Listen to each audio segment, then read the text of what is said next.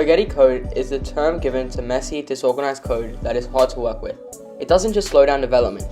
It confuses team members, and as time goes on, it gets worse and worse until it becomes completely impractical and unusable. So how do we fix spaghetti code? The solution can be summed up in 2 words. Clean code. Clean code makes projects easier to manage, saves time in the long run, and keeps everyone on your team happy. From today onward, aim to write only clean code. And when you see messy, hard to understand spaghetti code, do your best to clean it up. But how exactly do we write clean code? I could go on about things like giving meaningful names to variables and functions, keeping functions small, writing clear comments, and so much more, but I won't. Instead, I'll tell you a little secret.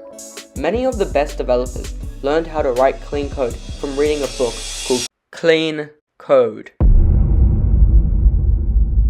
If you're not into reading, just trust me on this one. I didn't read often either, but when I picked up this book, it completely changed the way I code.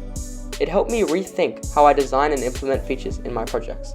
If you want to level up your coding game, I've left a link to the book in the description. Thanks for watching, and I hope to see you in the next video.